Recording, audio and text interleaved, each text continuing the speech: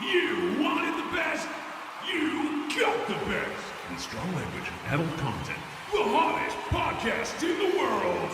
Slowly, we rock. Slowly we rock.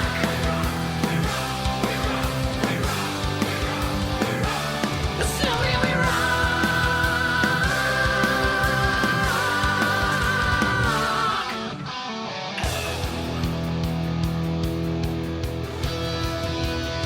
Hello! Hey. Hey. How's it going, everybody? I'm great, how are you? I feel fucking terrible. I feel better now. I honestly think it's a miracle this episode is even happening, but the events of last night need to be documented, so... Yeah. Just evidence more than anything else.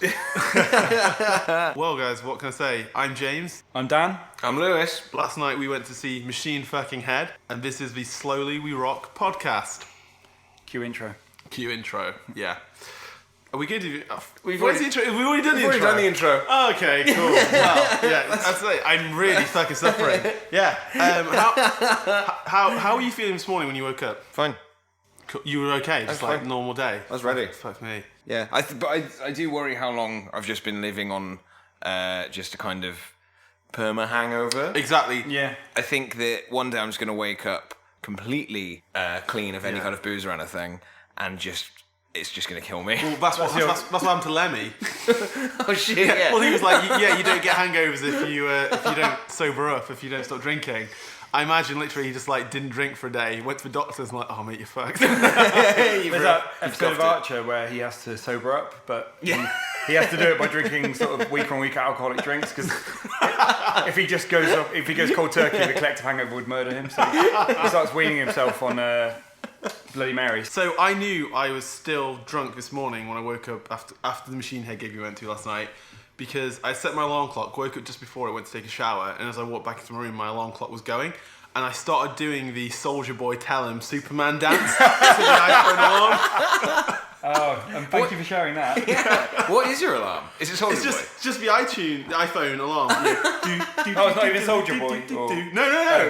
It's just, but I was in a towel, and I just walked in the room. I went, like, I sort of put my finger in, like, I know that song. I just started like dancing from left to right, Wow. doing like the Superman thing.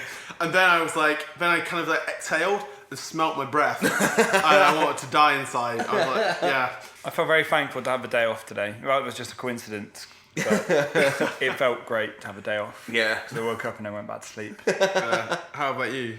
You were okay? you woke Just up? absolutely fine. Just deal with this shit, man. It's Oh, only I beer. can't. Yeah, mate, once you hear that dick. It won't kill you. You had that 3-pinter, that's why. Yeah, that's Although right. you gave me a bit of it very generously. So it was Yeah. about 1.75 pint of you. So yeah, last night, the Slowly We Rock crew, this is our first gig we went to together in a while, actually. Yeah. Yeah. So we went to an evening with Machine Head at the O2 Academy in Bristol, where Machine Head basically played for about 2.5 hours without any support acts, no one for anything. They just kind of came on stage and just did basically the Bruce Springsteen of metal shows. Just went on and on. But I had a fucking It great was time. I loved it. Yeah. It was amazing. It didn't drag over, which I worried it might do. Yeah. But it was brilliant. I think that might be the single best example I've seen of how to flog a turd. Yeah, I would say so. Yeah, because it was like a really fucking great show. Even a lot of the new songs from Catharsis sounded alright live. Yeah. And I listened to that album today, and it fucking sucks. Yeah. Well, they were- There's a couple of tracks on there. There's a couple, actually, The yeah. opener's good. I like that. But actually, no, I was probably being a little unfair on it. But it's definitely not the Machine album I wanted or asked for. No. And Can't believe they didn't. yeah, They didn't consult you. unbelievable, isn't it? Yeah, they're still paying me this consultancy fee. But it's a bit like when you have to give medicine to a pet. They sort of, you mix in the medicine into the food that the dog likes. Yeah. So they just did that with the new songs. Yeah, there we Yeah. go. Where they would sandwich it in between like delicious old songs so that you wouldn't notice Yeah. until it was too late. It was kind of a weird show though, because I mean, not weird, but they played so much good, like of the older stuff of the last few albums as well, and then right in the middle of it, like just some real clunkers from Catharsis. But but we might never see Robb Flynn drop the N-bomb on stage again. not for lack of trying. Like, he's going to introduce it to all of, he's going to add it into all of the songs, like... It worked. He's The gonna first change- time yeah. worked. He's going to change 10s and hammers to 10-tone. Oh no. It's about a very fat black man. Start making jokes about white wine on stage. Oh, wow. Yeah, jeez. You meant to destroy the Anselmo, not join him. You were the chosen one. One thing that I noticed last night, and this is going to sound really weird, Machine Head have become incredibly handsome. I think they've been like fine wine. Yeah. I think they found their look. Phil Demmel looked amazing. He looked fucking incredible. He I kept thinking about that actually. He looked fucking majestic. Didn't he? Yeah. Yeah. Beard, Phil, just keep my beard is great, Yeah. man. I think Robb Flynn's finally found his, because he's had this look for a while now. Yep. Where he definitely was a chameleon for a while. Yeah. Bandanas and blonde hair and He used to have cornrows as well. Cornrows Like at in one the, point. in the shit. video for Davidian, Yeah. he's got cornrows. Honestly, like if you look closely at the beginning of Black Panther when they're in Oakland in the 90s, you can probably see Robb Flynn hustling. It's quite nice, like, want that now basically you can actually be in a metal band and look like you're in a metal band. If that makes sense. Yeah. I think maybe like 15 years ago or so, when a lot of like metalcore stuff was coming out.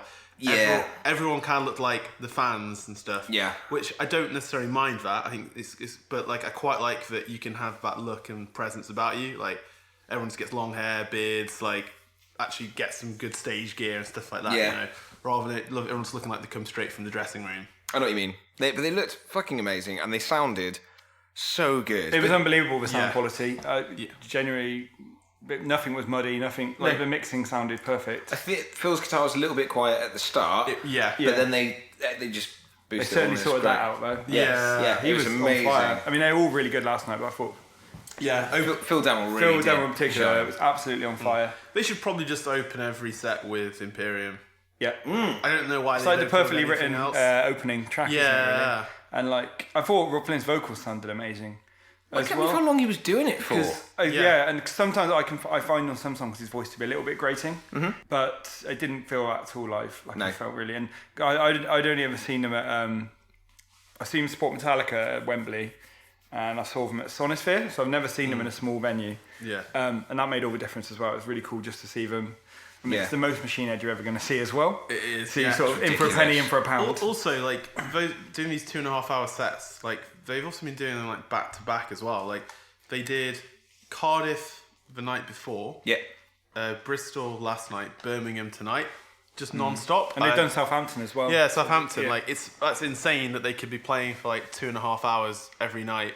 Fair fucking play. Yeah, keeping it up. It was fucking incredible. Highlight any favourite songs from the set? I like Bastards. I liked it when you said the N word. Right. Okay. Cool. You talk about bastards and how. Yeah. I still can't believe it. Because like God, so I was listening to Catharsis today because I think we've even talked about it on earlier episodes. I don't know if they've been uploaded yet. Yeah. But I just had this like, it wasn't even a premonition. I just had this like feeling. I was like, I'm not gonna be into this record. I can tell Yeah. everything I've heard just isn't quite grabbing me. Was it the album artwork? That stood out. Yeah, that kind of Roadrunner Records 2002. That's the thing. Spine Shank. It feels Static weirdly X. dated. Yeah. Like everything about even the synths and all the strings and that sound kind of cheap, Yeah. especially compared to Like the what was last single they did. Is there anybody out there? Nah, Yeah. all of the orchestration on that sounded amazing. Yeah. I think it's one of the guys that does Joel on a sec, maybe. Okay. Maybe he does a podcast called the RM Academy, You told me about this. Yeah. Yeah. Like, for production Yeah. nerds, it's really good. Yeah. Oh, cool. and he did it, and it just Shout sounds, out. Yeah, it just sounds fucking great. But on this, I don't know, everything just sounds Yeah. kind of off. It's just such a weird album because, I mean, I keep thinking about it, it's like, are we on the verge of like a new metal revival? I Is it feel like happening? it's Yeah, happening. like bands like King 810 Yeah. are really blowing up. Machine Head have kind of gone back to this sound. And also all these bands are taking like a real critical mauling as well. Like, so yeah, maybe. I Like, did love it when they did From This Day. I have to yeah. admit, that was so much fun. Because he raps on that one. Yeah, that's but what I mean. Oh, But yeah. he kind of toned it down a little bit. yeah. Yeah. Okay, I forgot about But that. I think that song works just because of the big chorus. I think that's just really... it's got a huge chorus. Yeah, I like the fact that it's weird because it's like it also in the breakdown of it, he sings the chorus of 10 Ton Hammer, which just reminded me thinking, 10 Ton Hammer is a much better song. But then they just went straight into 10 Ton Hammer. Yeah. I lost my shit. I was like air guitar and headbang, like actually just doing the motion now. I can feel the back of my neck actually hurting. Yeah. He's banging his head. Yeah. That's what you call it, isn't it? Yes, like a 10 Ton Hammer. They ended with Halo. Oh god, everyone was just waiting for it. I know, it's the best. It's the best song on that album, I think, and one of the best ones they've ever done. Yeah, I would say it's probably top 5 Machine Head so songs. good, Incredible. and his sound incredible as well. Yeah, especially the harmonies. Yeah, fucking big tunes. But Catharsis is an album. I had to do it in 2 parts because it's so fucking long as well. So 70 minutes? It's like 73 minutes. There's like 15 songs. I think that's kind of slightly to its detriment as well because it's so weird because it's front loaded with a lot of the weird stuff where like Triple Beam, which is... We played that last night. Yeah. Yeah, they did. And actually, that sounded really good live. Yeah, I mean, I think it sounded good live. Okay, question number 1. Yeah. What is a triple beam? I don't know, but I know that it's the second song he mentions getting his dick sucked in. In a album? In a row. Oh, really? Oh, California Bleeding. He also talks about getting his Getting dick a head down nearby the Fresno sign. Yeah. Oh, man. There's one of those like blue placards next to that sign. Robb Flynn got head here at this date. Robb Flynn nutted here. Triple beam balance is an instrument used to measure mass very precisely. Because it's about him drug dealing. Yeah. Okay, right. That makes sense. Cool. That's actually really cool, good lyrics. Yeah. I thought he was just talking about like how, like walking a tightrope. Yeah, my life's pretty fucking crazy, guys. I thought it was the the athletics horse that you do. Yeah. I thought it was that, and then I remember that's just called horse. Yeah, just a horse, mate. Yeah. Or high beam. Well, there you go. There you go. Three of them. Which is a different thing, but I mean, it's not. I wouldn't say it was likely Robb Flynn would be singing about gymnastics. Well, he's a man of many talents. I really hope on the next album he manages to talk about getting a blowjob on every single track. Like, I think that's what I want to the do now. BUCKCHERRY concept album.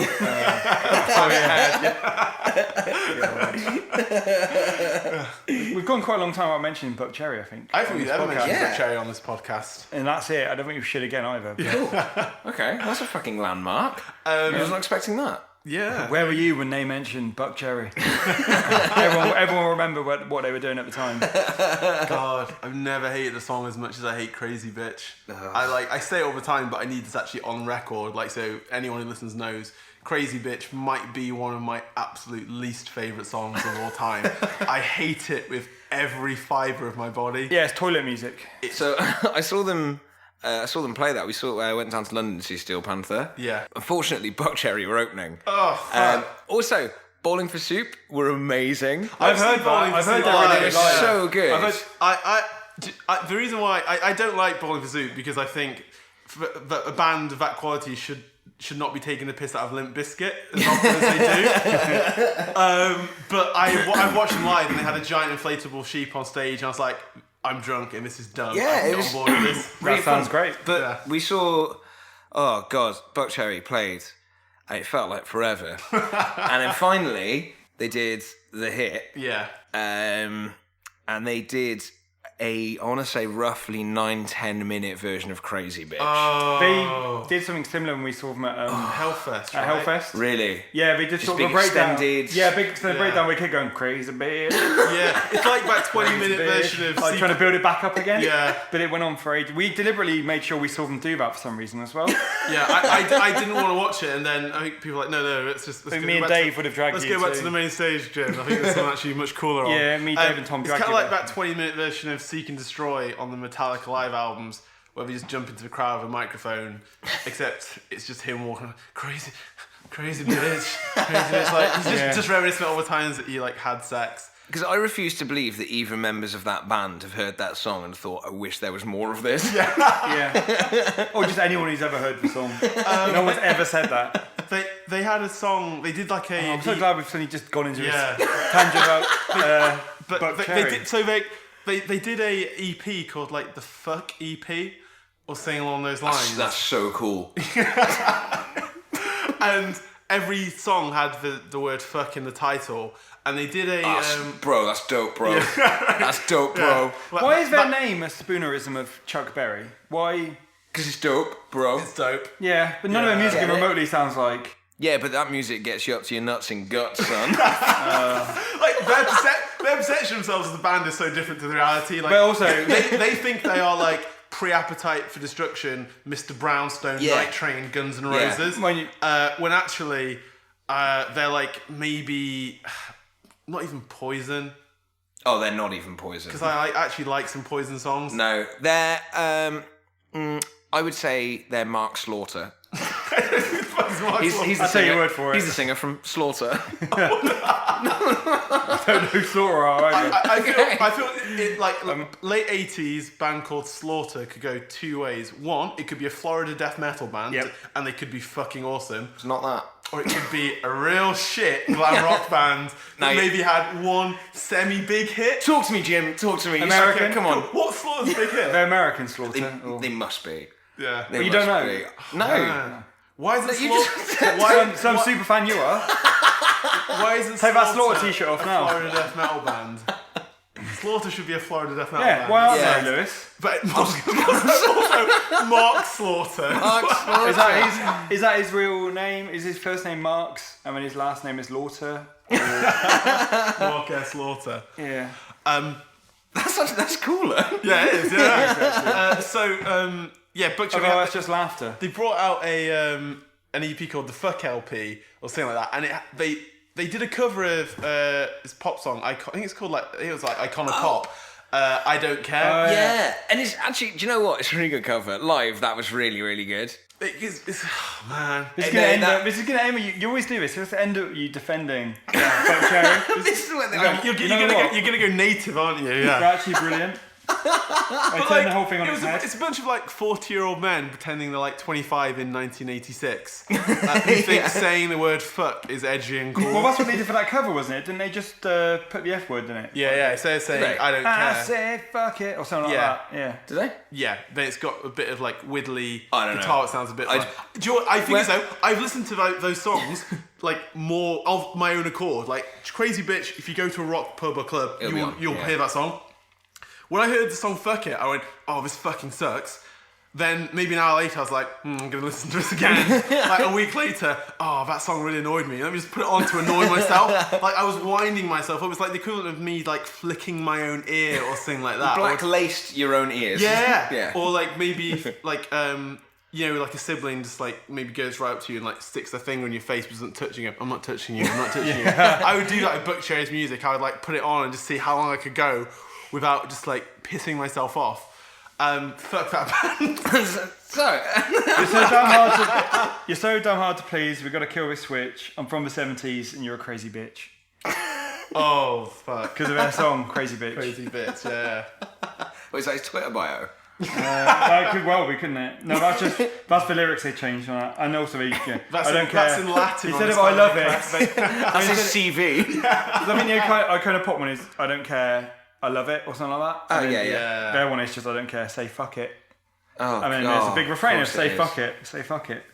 Edge Lords. Yeah, I think that's what I absolutely hate about it. So wait, Slaughter. Go back to Slaughter.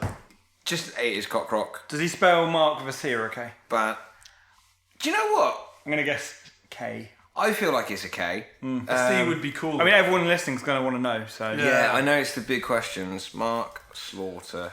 C If he's got a Google alert for himself, he's going to be over the moon. Okay, hang on. Let me just try and...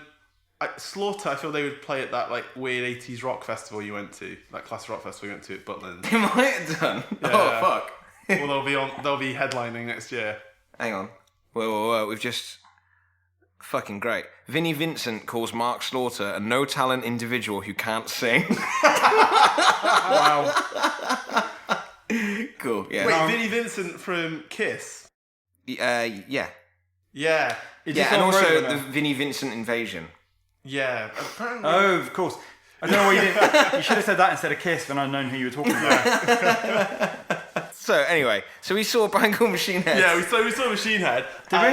Yeah, because I listened to Catharsis today, and I think it probably is better on subsequent listens. Like once you realise what they're doing. Yeah, It's quite a jarring change from the previous. Like I really like the title track. I've had that in my head all day since I've listened to it. It does the one thing in it though, the title track, which I feel like nearly every British metalcore band does, which is where they basically scream the line which is going to be on the t-shirt before going into a breakdown. yeah, And he does that, feel my catharsis. yeah. But like every single you say that- every Architect song, every single like Bury Tomorrow song, every single Bring Me the Horizon song. But you say that Machine Head pretty much invented career out that of it. with Let Freedom Ring with a Shotgun Yeah. Blast. That's like Civilian. the perfect fucking Yeah. line. Yep. It's a fucking cool line. It's fucking Yeah, incredible. but, Yeah. I That had feel an that's edge. kind of. That had an edge to it though. Yeah. It's gritty and real. I think this one suffers from Matt Tuckerism. Yeah.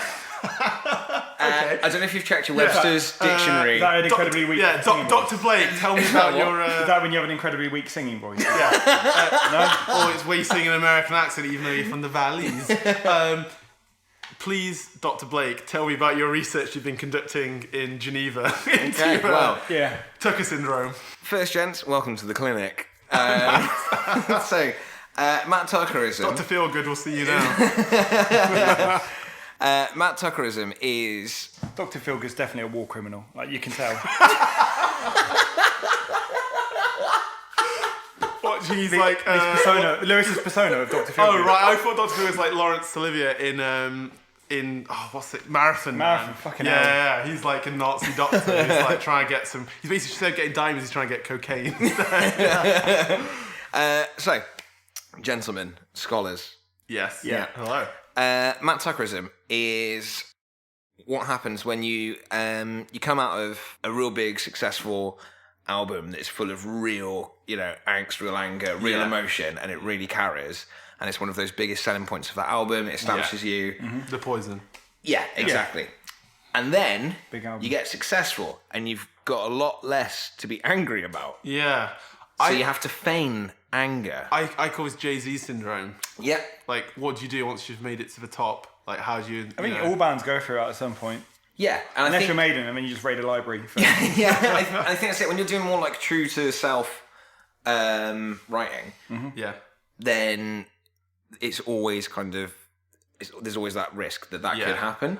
But I think the difference between this and the last few albums is that maybe where this is more personal and more kind of like biographical, Yeah. it feels like he's pretending to be angry. Yeah, definitely. Machine Head, I think, have always been a band where they're at their best and they've got their backs to the wall. 100%. Coming out in like the mid-90s, they were like hungry as fuck. Yeah. When Through the Ashes of Empires came out, like they had been written off, they'd been dropped by Roadrunner. They didn't even have a record label in their home the jump country. from Supercharger to that Yeah. album is astonishing. And like if you And that was when Handsome Demmel joined. yeah, that's it. Yeah. Really is. Yeah, If I you, really love if, in stuff. fact, if you his get name the is. chance, you can find a copy of their Elegies live album or live DVD. Even there's a really good documentary about going from being dropped by Roadrunner to getting Oh, re-signed by Roadrunner and having the album re-released. They must have Cool. got very smug about getting re-signed by Roadrunner. Yeah. Are they still on Roadrunner now? Or No, so they. Oh, they're not? So Roadrunner sold because it was an independent label for Yeah. years.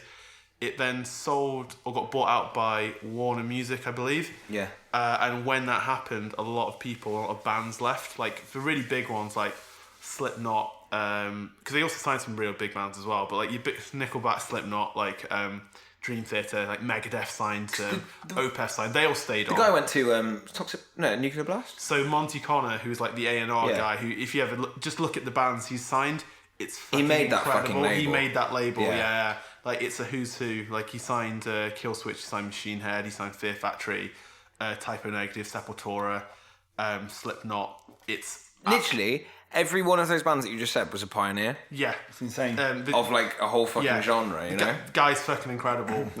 Did he invent the Digipack? That's the real. That's the real question. Oh yeah, the tour edition digipack with bonus remixes. Class, but you'll never listen to. But then he left Roadrunner when they merged with Warner, and he basically he joined Nuclear Blast, set up Nuclear Blast America, and then off the back of that, Machine Head signed to Nuclear Blast, I believe, and also in America at least, and also like Slayer signed to him as well. Cool. A whole bunch of bands. So they basically went with the dude who knew what he was doing. Yeah. But if you can find a copy of that DVD, it's fucking great. And also the live shows from like Brixton Academy, and it's just off. Sweet. Yeah. And they're doing a lot of stuff off Through the Ashes of Empire, and they only really play Imperium off that now. But that whole album is like a killer comeback album, which I think gets slightly overshadowed because of the blackening. I think it gets slightly overshadowed by Imperium. Because genuinely, I was listening to it the other day. No song is as big as Imperium. No, there's a very compared to the Blackening, where every single track is just 100%, balling. Yeah. That one really does stand out as being just fucking super. I think they know that as well. Like, Yeah. When they were getting to do the bit with the harmonies at the end of Imperium, he was like really building up to the crowd. Like, I think they know. Yeah. Yeah. They know by now what to feels it, what people people well. want. Yeah, absolutely. The drums. It's what everyone's waiting for. When the fast riff kicks in, Dave McClain basically, he sounds like his drum kit's falling apart. He's going so fast, it's incredible.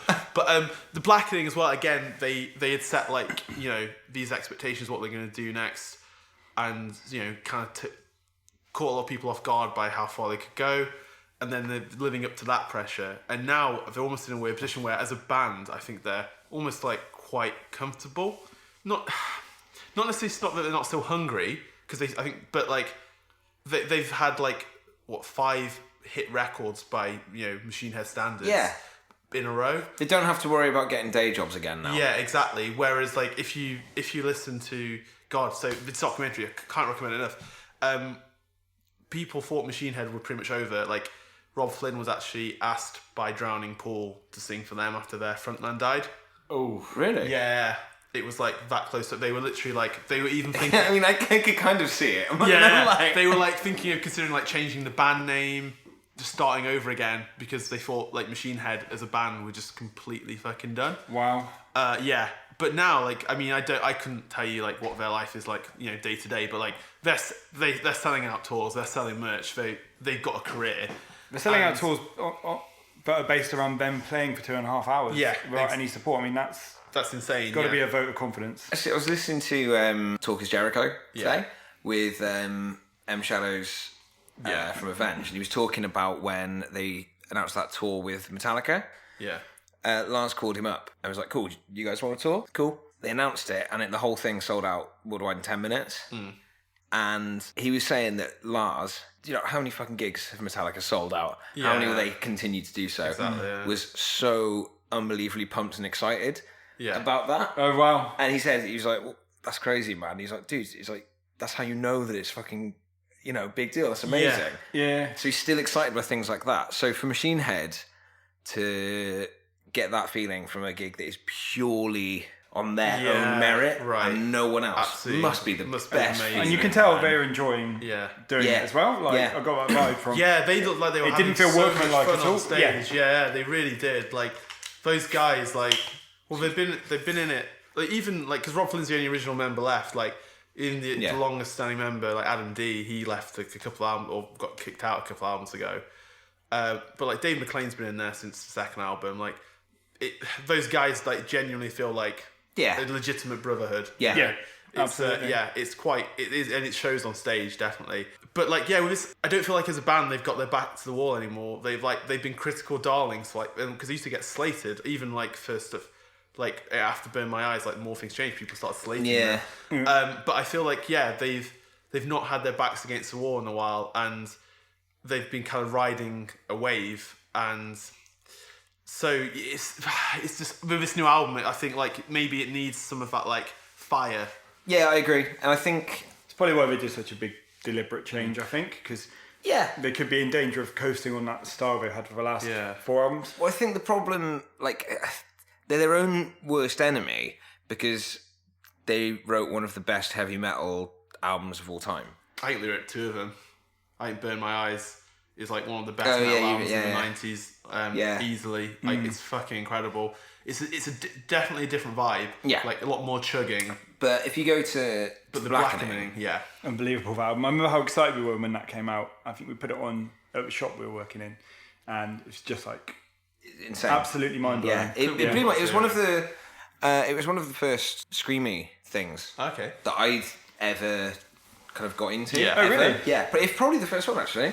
It's probably a good one though. It's quite a good transitional. Yeah, that and style. it just blew my fucking mind because I'd never heard anything kind of really like it, and it still is its own thing. It's, you know what I mean? If you write a riff or something like that, it just sounds like Machine Head. Yeah, definitely. But I think their problem was that was so fucking incredible that then Locust went completely by the wayside, and that was superb. Yeah, like I remember was criminally when overlooked. Locust came out. Like I guess it still did the business for them, but I remember people were saying, "Yeah, it's shit." I'm like, "What are you talking about?" Like, "Oh, yeah, there's no good songs on it apart from the title track and The Darkness Within and the opening song and the one after that." I'm like, "Well, it's 7 songs. And you've named like fucking 4 of them." Half an album already. Yeah.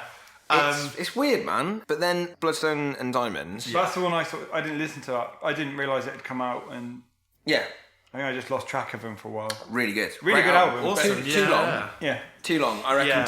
take maybe what? Cut 2 songs off it, I would say. Yeah. Get rid of there's one where they try and do a realize real lies kind of thing again, imaginary cells. Okay. It's literally the same thing, like just a kind of cool riff with lots of people talking over it. Yeah. I think you could cut that one out, and there's probably 1 or 2 towards the back end which you don't really need.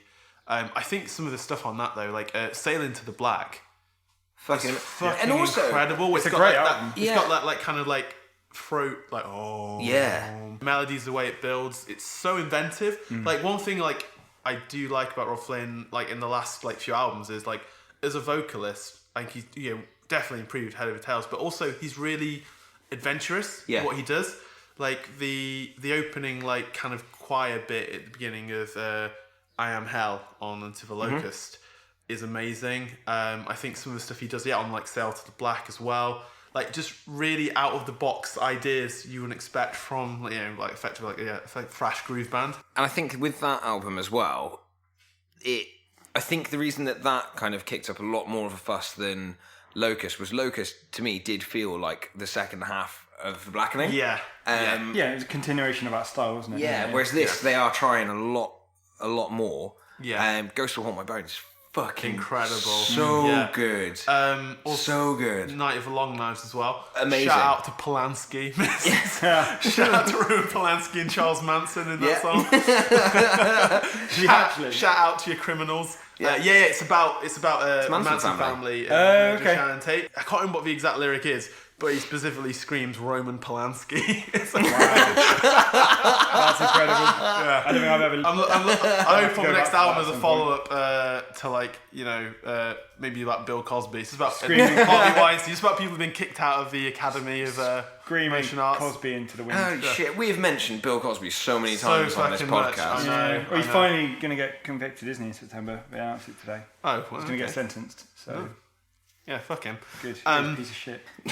Just in case anyone thought we thought anything else different. Yeah, listen, guys. We need to really establish our stance here on the Every metal podcast is going to be criminals. talking about Cosby. One thing, again, the length of Catharsis definitely works against it. Like, if 15 songs is too many, 10 is too long.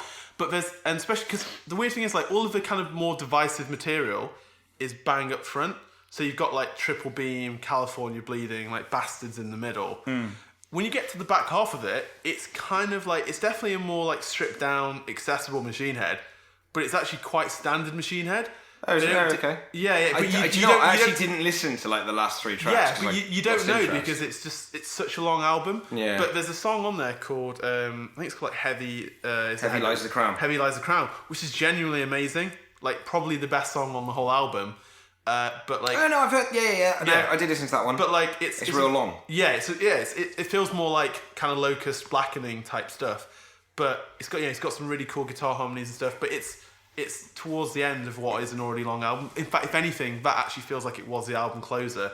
Then he stuck like 3 or 4 songs on the end. In fact, I mean that's track 11. Exactly. Yeah. It's like 4 more songs after that. But I think part of my problem. Do you know what's also really sad, guys? I don't want to break any hearts with this one. Sorry, mate. Us not enjoying this because of personal tastes. Yeah. is basically gonna condemn us from Robb Flynn forever. He's gonna I fucking hope hate not. us now. Rob, I love the you. vast majority of your back catalogue. Yeah, I would say we've been singing, Please, Rob. we've been Sorry, singing your man. praises for. Yeah. Yeah. I mean, everyone makes a misstep now and again. But then also, you do have a song where the lyrics are, "We're going west, like rats we come to infest. We never rest, feed on the fucking stress." Fuck me. Okay, yeah, we're screwed. Sorry, Rob, man. we take it back. Sorry, screwed. Rob. Yeah. What happened to you, man? The cat's on Yeah. the mat. I quite like him calling out Disneyland as well. About time too, right? What did you say about Disneyland? He says, this is my problem. Hello. The lyrics are kind of real basic, but like very teenage angsty. Like, They I don't are, care aren't what you they? think, Mum and Dad. Yeah. Sorry, Rob. So this line is, "Don't give a fuck if I'm banned. The fucking rodents down at Disneyland. Highway 5 down to 99. I'm getting head near the Fresno sign." How do you get banned from Christ. Disneyland? Is he saying you got banned from Disneyland? Possibly. No. It doesn't say. Wait, I don't know. He just says, "Don't give a fuck if I'm banned." That makes you think he got banned somehow from Disneyland. Or unless that the should be a for, and then it's "Don't give a fuck if I'm banned for fucking rodents down at Oh, Disneyland." that makes more sense. And he might have just nailed Mickey Mouse. Yeah. Finally. Oh man, Robb Flynn throwing shade. He had- Slams Mickey Mouse. He had an affair with Minnie Mouse, and then Mickey found out and banned him. Do you know what? Beyond the Pale is quite a good one. Rob, your music's awesome. It's like the third track in. Like you have to talk about the fact that it sounds so much like Strapping Young Lads Love. Really? Yeah, diddle-diddle-loom, diddle-diddle-loom. But that's how that song goes, by the way. But yeah, that one's actually grown on me. California Bleeding, so weird.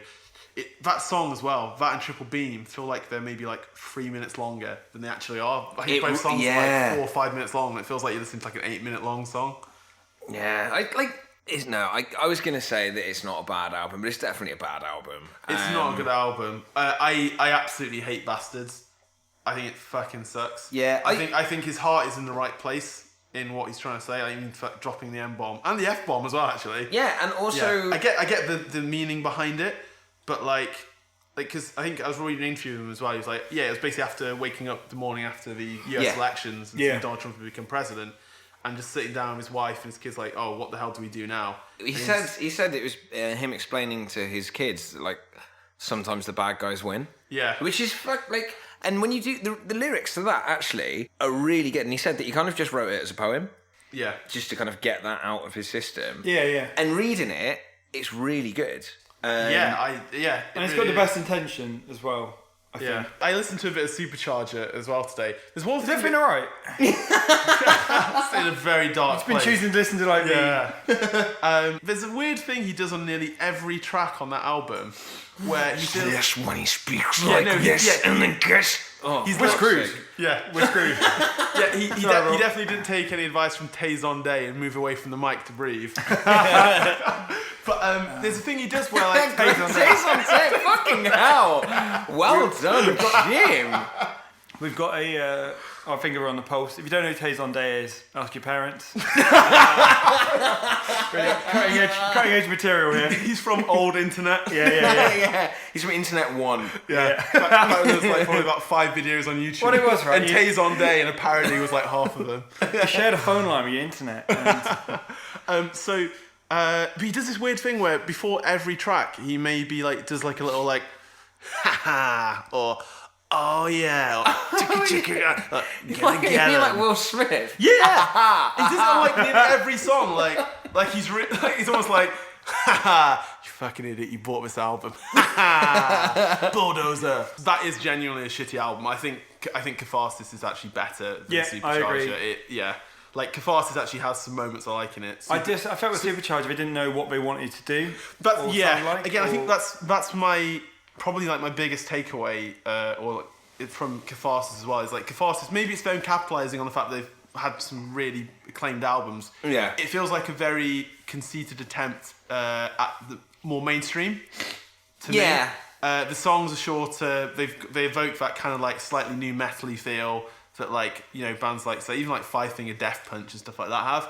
They're less complex than. You don't necessarily have to keep writing like fucking hate. I mean, it it'd be great if you just wrote like 8 more Halos. That'd be amazing. That's cool. Yeah, do that. Actually, can I have 8 more Halos, please? Yeah, I'm not sure what But the argument was that's there. boring for him. That's boring for them. Exactly. I get what they've done is different style. But Absolutely, but I think every time they've made that sort of like attempt, they've gone to that slightly more commercial sound. It's always felt too deliberate and too conceited for me. Yeah. And that's definitely what how I feel this. Like listening back to, I listened to a bit of the Burning Red as well because I was just kind of interested to see like how those Catharsis, because it's reminiscent of those albums, how they all kind of relate. It made me appreciate the Burning Red a lot I think more. Burning Red's actually, it's actually Burning Red's probably better than Catharsis. maybe that's their plan.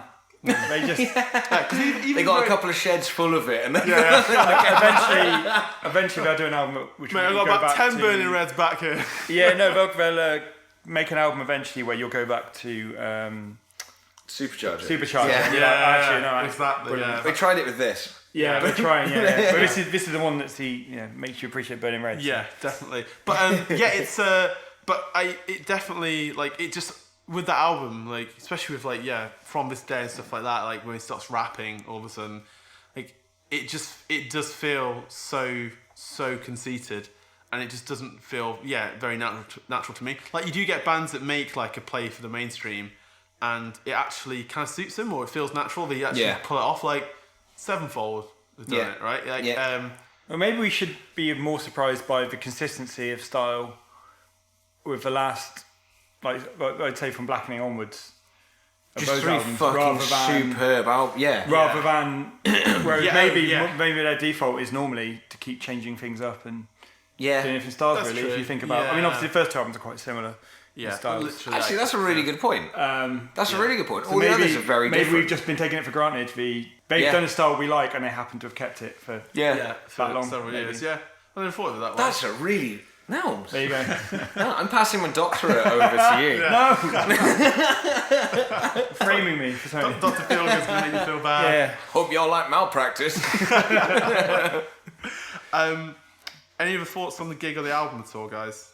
Great gig. First gig me and Lewis have been to together, we think. Yeah. Well, been to together. We were at, I think we've been at a few gigs Yeah. before we knew each other. Yeah, almost definitely. Yeah. So I reckon it's not very likely that we would have had a pint at those gigs. Which is weird. Yeah. Because you didn't know each other. Oh, yeah, I get it. But it was really good. Lots of people we know were there as well. It was just, That was quite nice, actually, like just seeing loads of people. It was like, Yeah. And also, it's really weird because when I told people, like, oh, what did you get to last night? I was like, I went to see Machine Head. People are like, oh my fucking god, Machine Head. Like, especially at the O2 as well. yeah. So I'm like, okay, maybe like they are a bigger deal than I remember just because they've been around forever. Yeah. You know, that actually It's crazy, It's man. still a huge deal to I go and see. think we're that lucky to band. see them at a venue the size of the O2 as well.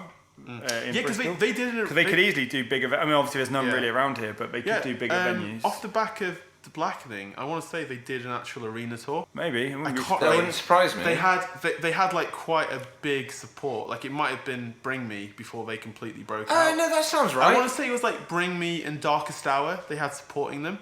They're real good buds with Darkstar, aren't they? Yeah, They brought them on the last tour. I Yeah. saw them on. They brought Darkest Hour. Yeah, Was that Locust when we went? yeah, it was Locust. Yeah, Yeah, that was- because that was fucking top, I yeah. chatted with a couple of the guys from Darkest Hour afterwards, and the main dude, Mike, was fucking hammered. Yeah. Absolutely wasted. Vocalists from Darkstar, we saw them, came on stage on crutches.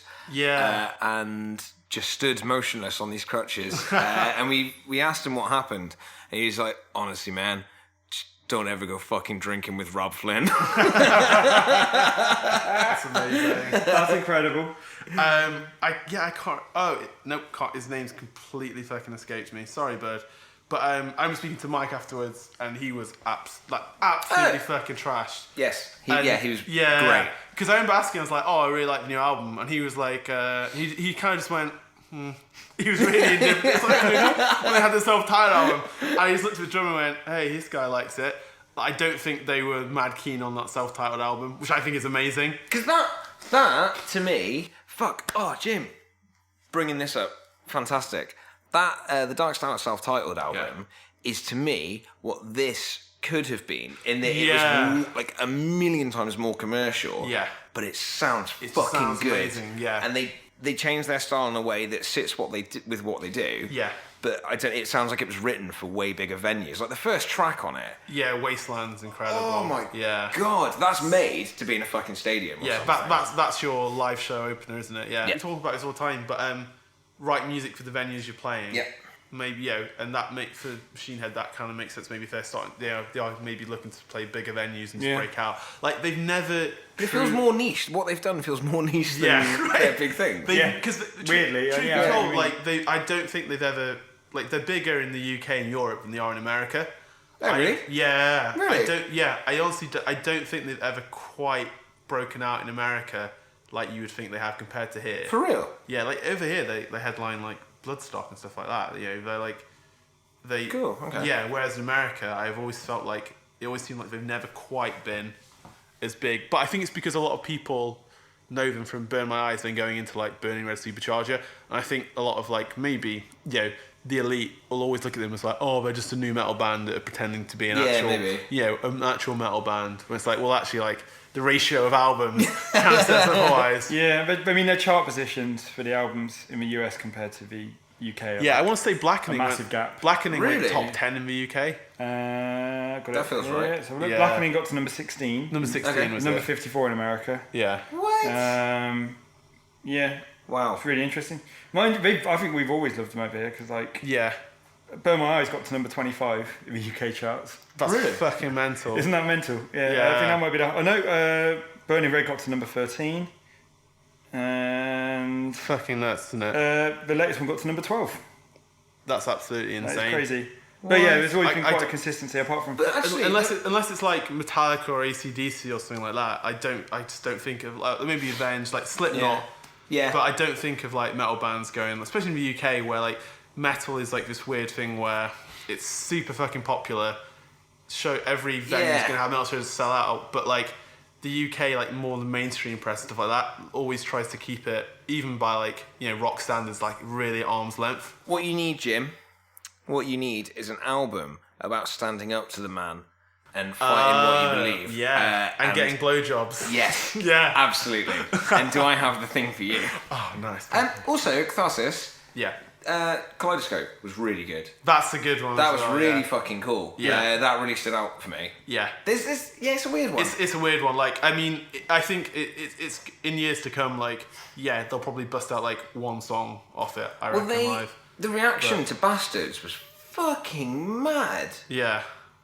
Didn't it? It broke out. Everyone knew the words. I felt like a moron. Yeah. It really caught me off guard. I felt like I was in the Bizarro world. Yeah, it was like when we went to see Trivia and we started playing stuff off Vengeance Falls, aka the most middle of the road, Yeah. average, weirdly not very well produced Maybe, album. maybe Bristol's got real Yeah. kind of average Yeah. taste. Oh, yeah. We're not as cool as we think we are in Bristol. Yeah. Or just metal hipsters being like... Yeah, and then they start playing stuff off that. And Fly on everyone's the Wall's the best one. Everyone's going. Like, there's some stuff at the back end of Reload, which. But yeah, like Ronnie, maybe you've heard of it. speaking of Ronnie, actually, slight tangent. Today is the 8th anniversary of Ronnie James Dio's death. Fucking Blimey. hell. Yeah, nuts. So That 40 hologram's still out there somewhere. Yeah, he escaped. We managed to go into the internet, wandering website to website. Like the fucking electric gremlin in Gremlins 2. Yeah. Perfect. You'd just see glimpses of him doing horns when he vanished. And Gene Simmons trying to sue him. I would love that anything connected to the internet, Ronnie James Dio may just pop up at some point and just throw the horns at you and then disappear. Like kind of like in Fight Club where you get like the little Like shots of glimpses Brad of mirrors Pitt of and Brad Pitt. Yeah. Is that Ronnie James Dio? Yeah. Of course not. Yeah. You suddenly get an urge to listen to like Dio, and you don't know why. you just see his like. Oh fuck. What was that? Oh, is that right? Yes, it is. Oh, Yay. You can thank Ronnie James Dio for that. I bet you're connected to Wi-Fi, aren't you? I am. There you Yeah. go then. I don't want to say coincidence, but you know, Yeah. that's made of electrics. Is that? Exactly. Yeah. Walking along the internet beach, but there were only one set of footsteps. Because Ronnie James Dio carried you. Oh man. But yeah, rest in power, Ryan wish he James was still Dio, with man. us. Yeah. Yeah, I really wish I'd seen Dio live. But I wish more than anything actually. But look forward to see the Heaven and Hell. See the Heaven and Hell Sabbath tour. Yeah, I know. Yeah, because I love that album's a album. banger, Yeah. And also TV Crimes is now TV Crimes. You fucking love that song. It's now made its way onto one of my Spotify daily mixes. Really? Yeah, it's in like the more classic rock one, and it gets played every single time. Never gets skipped. Well, you say that, but you've given my my Spotify daily mix real fucking boost of herpes with Kisses, Mr. Blackwell. Yeah. Every fucking time. Because also it's the only. I've even clicked "Don't play this album ever again" or "Don't play this song ever again." Yeah, Still I finds as its way well. in there. Because it basically picks a Like different. Spotify goes, you don't mean that. It picks a different song off of that album every day, and then I have to tell Spotify never to play it again. On that, I can't even remember what we're fucking talking about. But on that note, we do now have Instagram. We do, yeah. So we are at it's the @ symbol. You'll find it on all you good know it. keyboards. You've seen it on your internet.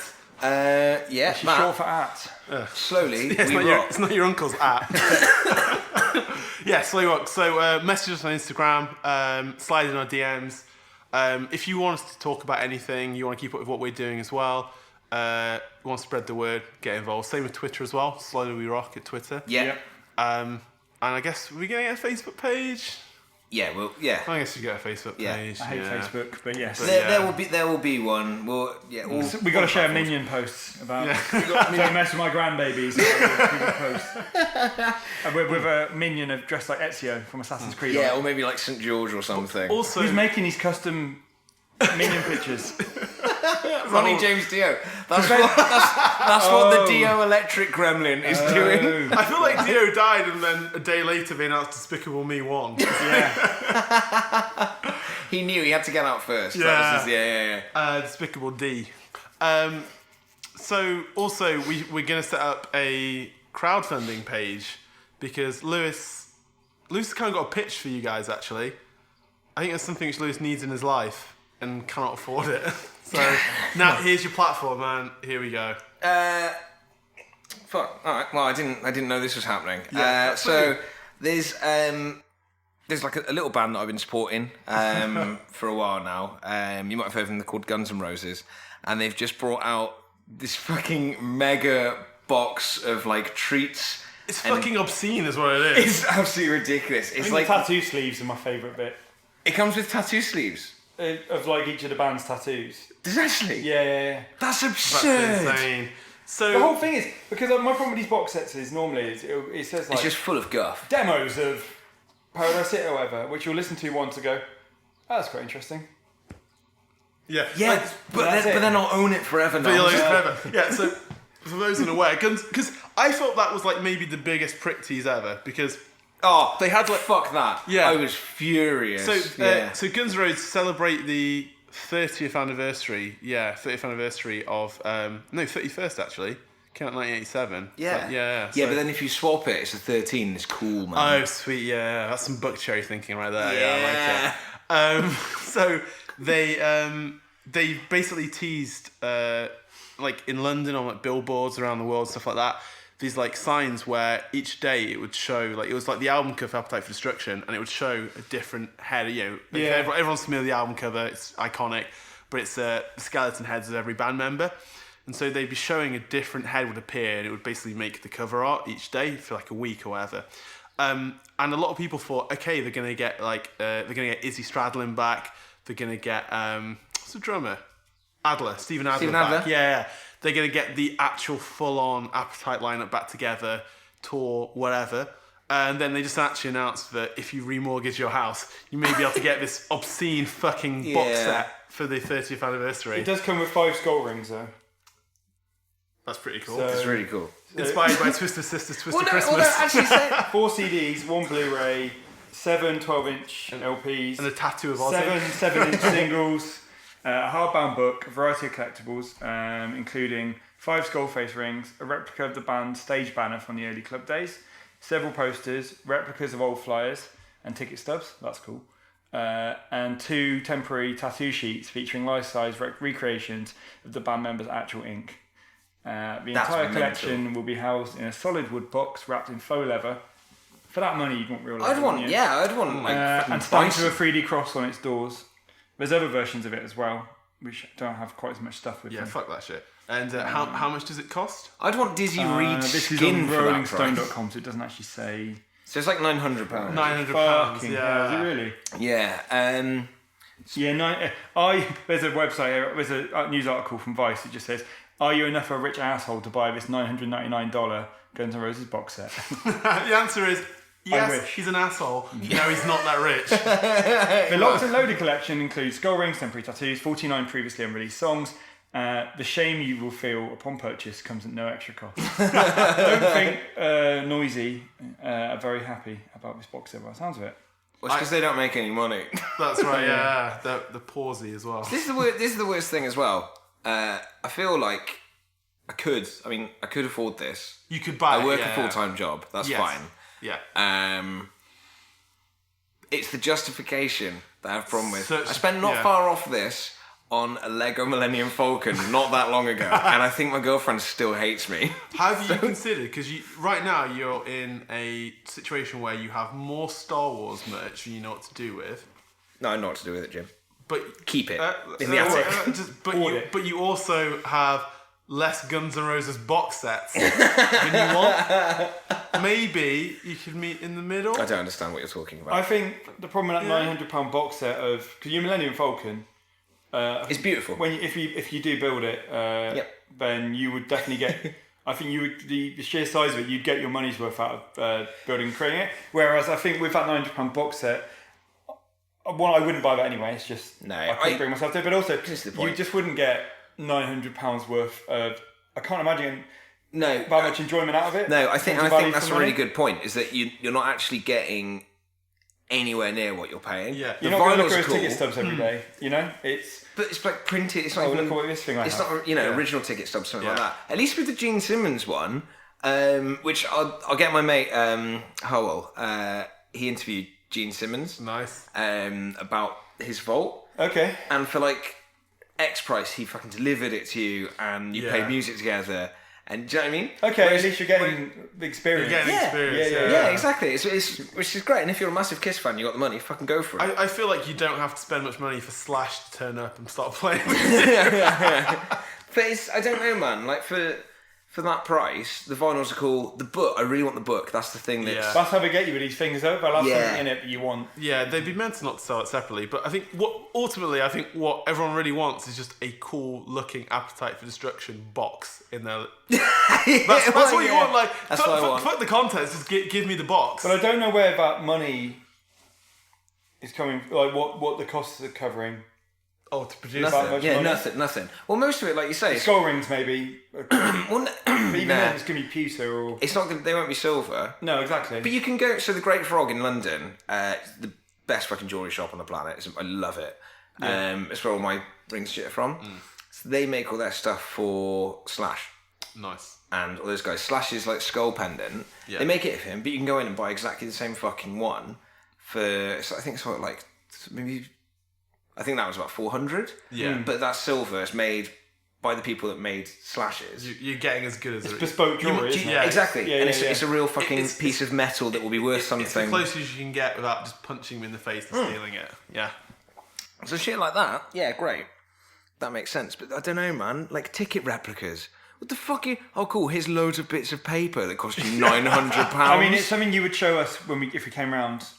We'd have yeah, looked and through- we'd go, oh, cool. Yeah, Oh, here's what you do. Yeah, So museum. exactly, you make your own Fuck. little GNR museum, and people can with come a weird round Star Wars and- ring in it as well. Yeah, and they can just admire the box set Yeah. and all the vinyls and stuff like that. Yeah, you turn it into a museum. They're not selling you a like collectible. They're selling giving you a business. idea. Yeah, and you in turn can give people the experience. Fuck. Teach a Yeah. man to fish. Precisely. There you go. Yeah. Yeah. What's more, if you dyed your hair ginger and then put it into dreadlocks, you could maybe claim to be Axl Rose. That you'd settled down from a life of touring. I mean, that's kind of my long game. Yeah. Oh, okay. So yeah. If anyone is crazy enough and listening and is Crazy. rich, yeah. if you're a crazy bitch, Oh. then How the fuck? We came here to do a Machine Head podcast. We spoke so much How about the fuck is BUCKCHERRY? BUCKCHERRY Yeah. just kind of tapped this vein? Which Did I we feel like accidentally they watch- would love that analogy. Did we accidentally watch BUCKCHERRY for 2.5 hours? Now that I think about it. Machine haven't been to Bristol in years. Machine Head broke up after Supercharge and they got dropped from their record label. He's been on bath salts We've listening to all- BUCKCHERRY for we've the all last been in 5 years. one like collective fever dream Yeah. Just complete denial. where BUCKCHERRY are the biggest band on the planet. Oh, those guys from CEX, they died years ago. No, do you remember last year's Glastonbury? It was headlined by Ed Sheeran, Radiohead, and BUCKCHERRY. Imagine BUCKCHERRY at Glastonbury. Even though they have diverse music lineups with Glastonbury, even they must have their limits. What they're willing to put up with. I think Michael Eavis will just cancel the festival altogether. Yeah, headlining the world music stage is BUCKCHERry. BUCKCHERry are going to come on in the middle of the day with Tom Jones. Yeah. That would be super. Yeah, BUCKCHERry Millennium I think if the singer from BUCKCHERry went on The Voice and sang a BUCKCHERry song, no one would turn around. You'd get like stage crew running across the stage to like bolt the chairs down. As he's there, just kind of flaring his pubes to the audience or something. God, yeah. Like he's like a knockoff Scott Weiland. Who Yeah. was a knockoff in his own right. Yeah. At least we don't have to talk about them anymore. This is it now. True. Yeah. We've literally talked about everything I know about them, I think. The episode of this podcast might just be fuck BUCKCHERry and we went to see Machine Head. Oh, BUCKCHERry. Actually, another Guns N' Roses tangent. What do you think, and how open are you to the possibility of Axl Rose singing on a new AC/DC album? Because the general consensus seems to be that's going to happen. So Really? it is happening. It's all in progress now. Obviously, when I thought he just calling it a day. that would be the thing that would make most sense when you've lost Most like of the bands. you've lost your singer. It's Angus. And Angus. It's just Angus now. Like honestly, I think as soon as Malcolm was gone, yeah. they should have just called it. It's his fucking brother. He's the guy that writes all the songs with. Do you know what I mean? Yeah. That's AC. If it's not the Young Brothers, it's not AC/DC. They're the Exactly. constant throughout the whole thing. Yeah. Okay, they carried on. Brian Johnson couldn't do it. Like I respected when they got Axl in because that's like the show must go on. People have been waiting to see it, and that's also feels like makes an sense. event. And you Feels had- like an event. You had, so you've got this real old school tangent as well that don't like Axl. Like, no, it's fucking shit. It's fucking shit. It's Axl. He's wank shit. Axl's an incredible vocalist. Yeah. He sang so fucking well. It's a really on smart those choice days. for Would never have to thought. replace. Yeah. Someone Yeah. who could do Brian Johnson and He sounded Bon Scott fantastic. style. Yeah, I need to check out some videos of him performing live But actually with them. Let It Die. Yeah, It I think feels- so as it well. feels- Cool, more and Axl more Rose like did a it as well. Yeah, I wouldn't Like- have thought he would. Well, maybe. Well, he probably just loves AC/DC. Maybe. Yeah. I don't know. It's Yeah, I mean, really interesting. From like his perspective, if he's got the opportunity to it's like, hey, do you want to record an album with AC/DC? Yeah. He'd be fucking nuts to say no. And I no way. guess it's for the first time in 30 years, he's the passenger on that journey. yeah, that's Yeah. true. Actually, He's not kind of, pulling all those strings. He's clearly had some he's not the personal conductor of a night train. growth, yeah. hasn't he, over the last couple of decades? I Both guess. in the waistline and as a human. But I mean, like, because obviously I think he had a reputation for not being particularly professional. Do you reckon? I've heard rumours, but obviously the Guns N' Roses tours all have gone Amazing. swimmingly. Yeah. But also for him to then step up to another band Yeah. and replace a singer and. But I just think call it now. I think he's. Oh yeah, no, almost- absolutely. I think he's planning to buy a South American nation. Like he's making as much money as he can off Guns N' Roses and AC/DC. That really surprises me. They're doing another. Yeah, Looking to another album. I would not have guessed that. He's gonna go down to South America and he's actually gonna form a country which he calls Paradise City. Because I mean, I never got to see them live. Oh my god! Do you want? What's the Guns N' Roses country called? Okay, the capital's Paradise City. Yeah. So this might be is an a episode. podcast. Yeah, Yeah. it's an episode. Yeah, okay, No trains run during the day. Cool. So anyway, Yeah. we saw Machine Head. Yeah, and it was amazing. It was great. Fuck BUCKCHERRY. If you get a chance, go see Machine Head. Fuck BUCKCHERRY. We don't like Catharsis. You may do. Cool. Listen to whatever. it. And Listen also, to it. can I just kind of have like an end note on that album? Actually, Yeah. the great thing about it, and that we should all be appreciative of, is that Machine Head, are still putting out music. Yeah. It's doing well. Yeah. It's giving them a whole bunch of fucking money. Yeah. And it's giving them an excuse to get over here and tour Yeah. and play us the songs that we want to see. Yeah. And thank fuck for that. It's incredible, right? If they put out albums that I hate for the next 10 years, we've still got some of the greatest fucking heavy metal albums ever. Yeah, absolutely. And we'll still get to see them. So Exactly. Every cloud. So Rob, there you go. We've robbed that turd again for you. Yeah. Catharsis. Thank you very much. Guys, check us out on Instagram. Sorry, Rob. Sorry, mate. Check us out on Instagram. Check us out on Twitter. We'll probably get a Facebook page going at some point. Get in touch with us if there's anything you want to hear us talk about, any bands you want us to cover, any albums you want us to cover, anything you want to plug as well.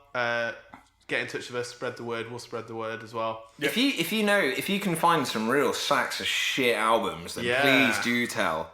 Because we are all ears. Yep, absolutely. Yeah. To Though butt I've noise. got a few ideas. Like I think we've already got an episode planned with Axl Rose's South American Dictatorship. Yeah. Also, one last thing as well. A good album, Ishan of Emperor fame. His new album came out the other week. Strongly recommend it. I still need to listen to it. Ends on a positive note. That is genuinely a great album which has come out this year. What's it called? Nice. I can't remember. It's something that looks a bit Norwegian. Hang on, I'll get it for you now. Narrows it down. Yeah. Let me. It's called All Night Long, and it's got songs including "It's a Party," "Oh My Lord," "Recovery," "I Want You," "Liberty," "Bliss," "Dead." Yeah, that sounds like a... That sounds about right, yeah. Yeah. That sounds like a Norwegian You'd think black metal he'd prog think he'd album. branch out from Emperor a bit, but... It's weird that he did a BUCKCHERRY cover album.